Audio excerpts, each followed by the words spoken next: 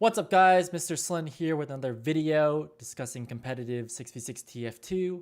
Today, I want to talk to you about sort of like what's the most important thing you need to understand when playing Medic, what I think about when I'm playing Medic. I want to transfer some of this stuff in my head to you and teach you what you need to know to play Medic at a high level of the game. You're probably wondering why there's no gameplay footage right now. I'm just starting this new series where I basically put not a lot of effort into the video. I could spend a lot of time like recording footage and showing you like how to play through examples, but I feel like there's a lot of videos you can watch online already. If not, there's a lot of demos you can pull from high-level competitive players. I could probably just distill that all down for you, but I personally am just better at talking to the camera and just being like my streamer kind of self. But putting this content on YouTube so that way you guys can watch it and kind of get a better understanding of Medic and then sort of just listen to it as almost like a podcast. So you're probably also wondering if you just saw my video yesterday. Yes, I am wearing the same exact shirt. That's because I'm recording 2 videos back to back. Today, it's New Year's Eve, so I am going out with my girlfriend. We're going to celebrate New Year's Eve together. I just spent the last week in Hawaii, so I haven't seen her in a while. Just got back. You know, I'm just recording 2 videos in a row, so it is what it is. So I feel like when I try and describe how to play Medic to somebody, all the concepts are super simple. They're super easy. They're super basic to understand. And when I say it to you, you're going to think that it might be kind of condescending almost, or just like I'm talking down to you, or the stuff that I'm telling you is so basic, so obvious that it's not worth watching through the video or not worth listening to what I have to say. But I feel like the most difficult part about Medic is remembering all of these different rules and then putting it all together at once in such a way where you can repeat it consistently. That's what a high-level competitive player, that's what anyone who wants to be good at a video game or wants to be good at a certain skill, that's what you're striving for. You're striving for consistency. If you hit a home run once every like 1,000 billion pitches, it's like you might as well have just gotten lucky, you know? You can't just say like, I'm really good at hitting home runs at that point. Whereas if you consistently hit home runs, now we're talking, right? Now you're making the money. Now you're making the big bucks. So for Medic, what do you use to judge your success? Like, how do you know how good of a medic you are compared to other medics? Well, it's a very simple equation, actually. It's just like when you look at one medic and compare it to another medic, your value is based on heals per second. That's like the most simple, basic way that you can describe medic to anyone who's just picking up the game today or someone who's been playing the game for years is, if I can put out more healing per second than you, I'm more efficient than you, I'm more effective than you, I'm better than you. Now, there are situations where you kind of have to like look at the bigger picture, you have to look at the context of a situation, and obviously healing someone who is about to die is more valuable than healing someone who is safely sitting behind, way behind the front lines, who is not doing anything at all. So you want to be delivering those heals to the right place at the right time. That's sort of the nuance of playing Medic. But the general, like how you measure how good you're doing is how much healing you're doing per second. So the very first thing you need to understand as a medic is that any time that you're not healing, you're wasting your healing potential. You're wasting healing per second. You're not being as efficient as possible. This sounds super obvious, but as long as you are alive as a medic, you should be spending every single possible second healing somebody, something. And it makes even more sense to do so now that the medic has been buffed. So whereas, you know, before you just heal somebody, there's no extra added utility. Now, if you heal a scout, you actually get bonus movement speed. So if you're not healing anything, there's nothing else you can possibly heal, you know, tell your scout buddy to like, you know, you can latch on to him and get some extra movement speed so you can stay alive longer, so you can have that extra mobility that you need to rotate to the next place so you can sort of dodge the next shot that's coming your way. So you should always be healing someone at all times. That will increase your healing per second. The second thing you can do to increase your healing per second, this is going to sound really obvious again, is to not die, right? Every second that you spend dead is a second that you could have been spent healing, right? Every single death that you take is 10 to 20 seconds of you not healing somebody, right? And that reduces your healing per second. So very simple rules for medic is just heal all the time and don't die, right? Now, let's kind of incorporate the nuance that I talked about earlier, right? Remember how I said that it's better to heal someone who's about to die than it is to heal someone who is not doing anything at all. Why is that the case? Well, it's a simple numbers game. If my team has 6 people alive and your team has 4 people alive, then 6 should beat 4. That's assuming that all of our players are of equal skill level. So you need to sort of balance this whole idea of staying alive constantly with how much risk you're willing to take, right? How much you're willing to put yourself in harm's way in order to continue delivering the heals to the most effective place possible. Man, I feel like I skipped a step there, and the step that I did skip is describing crit heals. Crit heals, for those guys who are brand new to the game, it's the rate at which you heal. So a lot of people think that medics heal at the same rate over time. It's actually not true. You actually heal at different rates over time based on how long the person you're healing has been out of combat. I said that very quickly. I'll say it again. If someone has been in combat recently, you will heal them slower than someone who has not been in combat recently. You will heal someone faster if they have not been in combat recently. Does that make sense? So how big is that difference? Well, if someone has taken damage within the last 10 seconds, you will heal them at a rate of 24 health per second. If someone has taken a point of damage in the next like 15 seconds, Dude, that feels so bad when like you've been playing the game for 7 years and you confuse yourself. Okay, let me try again. So if you've taken a point of damage in the last 10 seconds, you will heal at 24 health per second.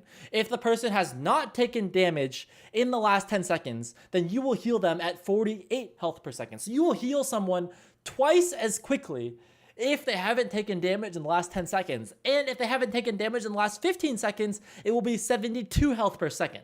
Does this make sense? So basically, if you haven't taken damage for the last 10 seconds, you will heal them twice as fast. And if they haven't taken damage in 15 seconds, it will be 3 times as fast. So sort of layering everything in there, right? You want to be healing constantly. You want to be not dying. You want to heal people who have crit heals. So when you look around at your teammates, you need to kind of read and kind of get a sense based on their body language. When was the last time they took damage? And does that mean they're going to have crit heals? So, for example, if someone is running at you from the front lines, they most likely took damage recently. Whereas if you're standing somewhere in the middle of the field and someone is running from behind you, that probably means they have crit heals because they haven't taken damage because they're behind you. So you're constantly, when you're playing medic, and that's why I play such a high sensitivity when I play medic, because you constantly have your head on a swivel. You're constantly turning. You're constantly looking at who's around you, who's coming towards you. Anytime someone is getting hurt, or anytime someone needs heals, or anytime someone needs a buff, they're going to be coming towards you. You need to be looking for them and then kind of making a judgment call and kind of asking yourself, okay, when was the last time they took damage? And will I get increased efficiency? Will I get those crit heals by healing them? So different layers, I gotta go through my mind again. Like what is most important as medic? Constantly healing all the time, not dying. Crit heals is very important. And healing people who are closer to the front lines is better for your team because you're going to get number advantage. You're going to keep more of your team alive. I think the other reason why it's so important to stay alive as a medic, not just because the heals per second, but also because of the Ubercharge. Again, very obvious. It takes 40 to 55 seconds to, so let's say 40 to 60 seconds to build an Ubercharge. If you die, you have to start all over again. And even if you're using the Vitasaw, you still have to start over from 20%. So if you die, it's going to set you back, right? That huge cooldown. And so staying alive not only contributes to your heals per second, but also contributes to your Ubers per game. So if you look at stat logs, if you're looking at your match and you compare your medic gameplay to another medic, if I have 15 Ubers and you have 9, then I am significantly more effective as a medic than you are, right? The number of times that you are invulnerable contributes to the amount of wins that you're gonna get. Now, obviously, there's ways you can game the system. You can pad your stats by popping Ubers that are completely pointless. But just hypothetically speaking, if you're using your Ubers as effectively as you can, the more Ubers that you use, the better. And the only way you're gonna get more Ubers is if you stay alive longer. So not dying as a medic is actually so critical to you and your success as a medic. It's the stat that you go to when you're looking at comparing medics. So a lot of times you'll look at logs, and I know this kind of contradicts what I said earlier. You'll look at the healing done for 2 medics. You can look at the healing done for 2 medics, but healing done when you look at logs is kind of affected by how much damage your team is taking, right? Like if my team is taking a lot of damage, then there's going to be more stuff to heal than this other team that's not taking as much damage. So you can't really compare like heals to heals for like 2 different medics exactly. It's not exactly 1-to-1. Does that make sense? So if I do 33,000 healing in a game and you do 33,000 healing, it's not exactly the same. Or if I do 40,000 and you do 33, it means that I'm better, but you can't read too much into it. What you can read into is the deaths. So whenever I'm looking at logs for a game of TF2, I immediately look at the deaths and say, okay, if I died 5 times and you died 9 times, then I had a much better game than you did. I think an excellent game for medic would be 5 deaths. Like you couldn't get much better than 5 deaths. 5 deaths is 1 death per round. So it kind of assumes that you died on mid and then you just had a pretty flawless game from there. Or maybe you won mid, but then you kind of died at a different point in the match and in that round. It's 5 deaths is a very, very good. Anything over like 10 is starting to get bad. Like you definitely don't want to have over 10 deaths in a game. So if you're hitting like 11, 13, 14 deaths in a game, 14 deaths is like god awful. But anything over 10 is starting to get pretty bad. So you kind of, for an average game, you're going to land somewhere between 5 and 10, maybe you're 8. But it kind of depends on the length of the game as well, right? That's why you can't read too much into the stats. So if the game was 15 minutes long and you had 5 deaths, that's 1 death every 3 minutes. That's actually starting to get a little bit more frequent, but it's still a pretty good game. If you had 5 deaths over a 40-minute game, that's very, very good, right? It's 1 death every 8 minutes. You're starting to have like really, really like consistent survivability. So I'm sort of drilling into your mind. It's very important that you have your heals per second, right? It's very important that you don't die. And so what is the best way to guarantee as a medic that you're not going to die? Well, and I've been playing the game for like 7 years. It took me an extremely long time to understand this and sort of realize this. So I want to make myself very clear. When you play medic at any level of the game, whether you're brand new or you're a seasoned pro, you absolutely cannot rely on your teammates to keep you alive. And I know it sounds kind of weird because as a medic, you have no combat capabilities. You have no ability to defend yourself, really. So how are you as a medic who, unless you're a Ray 7, like, trying to syringe gun people down, like, unless you're a Ray 7, like, you really shouldn't be even trying to defend yourself, right? And so how are you supposed to keep yourself alive in that situation? Well, medic is extremely focused on positioning. Your only tool that you really have to defend yourself when you're playing at a high level of TF2 is to be at the right place at the right time. That's your primary form of defense. It's sort of like you know how they say like the best way to fight sickness is to just never get sick in the first place, or the best way to never have a baby is to just never have sex. Well, it's kind of like, it's just prevention, right? I feel like prevention is the best possible way to avoid being in a situation where you could die.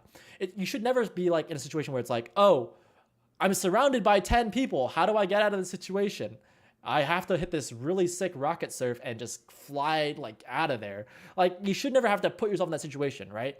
It should be like, well, I'm never surrounded by 10 people. I've never been in that situation. I will never be in a situation where someone will surround me and I can't get out of that situation. That's what you want. That's what separates the top level medics from the lower level medics. I will never be at the wrong place at the wrong time. And I will always be at the right place at the right time. That's the only way to guarantee that you're going to stay alive.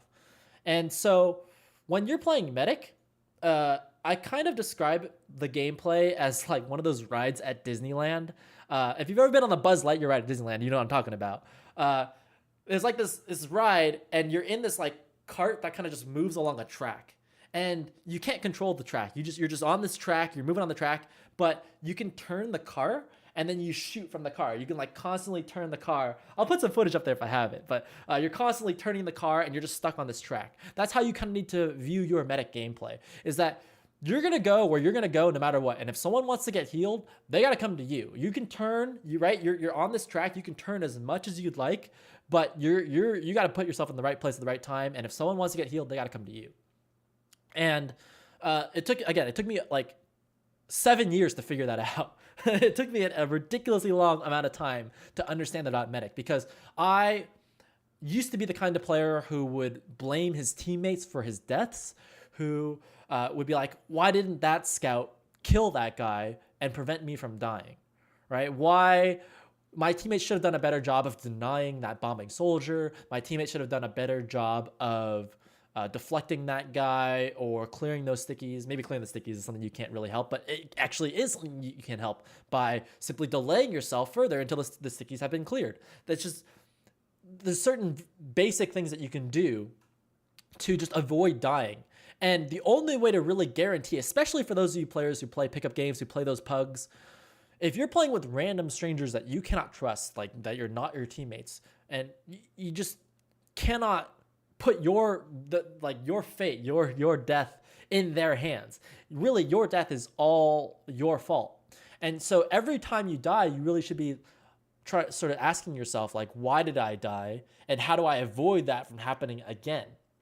Because you could blame your teammate and say, XYZ teammate, you should have been here defending me from that guy.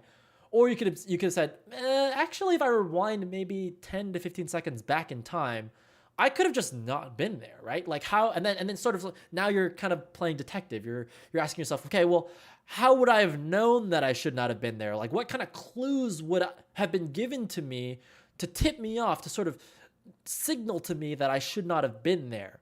And then you're like, oh, well, I should have hit tab and checked that, actually all of my teammates were dead. So I should not have walked that far forward.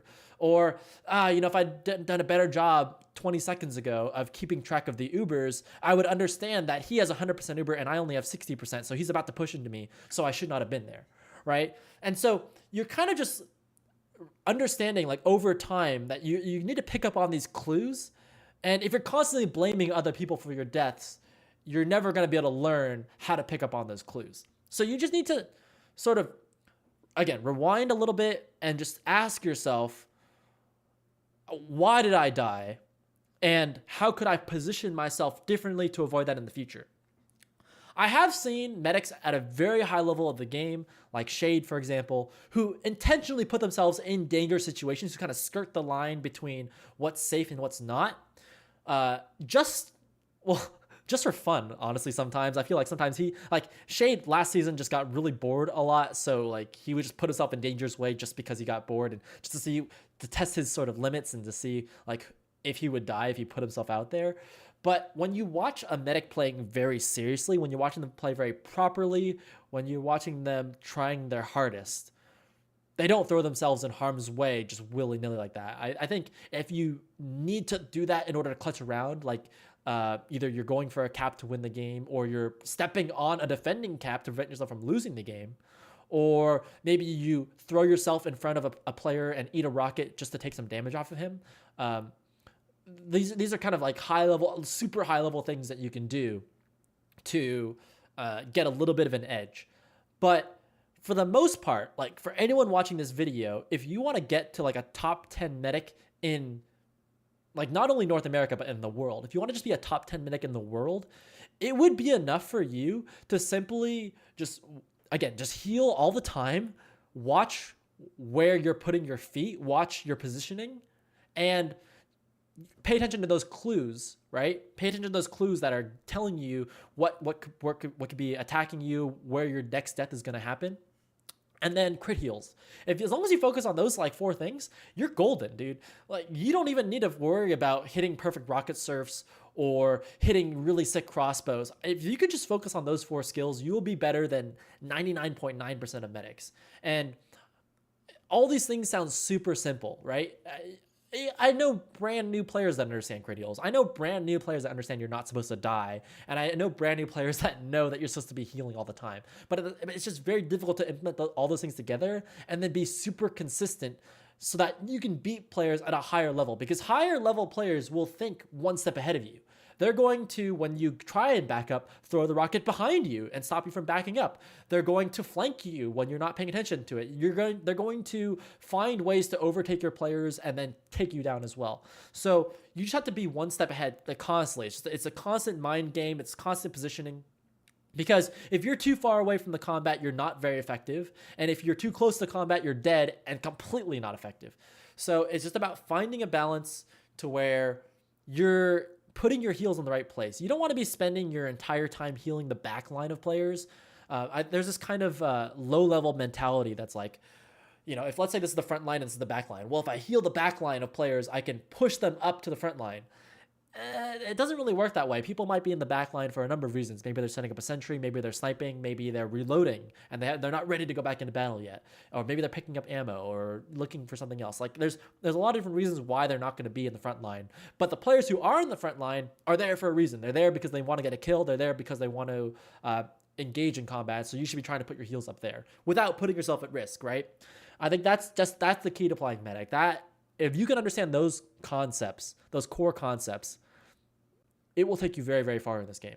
So I hope this video helped you. I hope my explanation of crit heals wasn't too confusing. If you have any questions, feel free to put them in the comments below. I look forward to seeing you guys on the next video.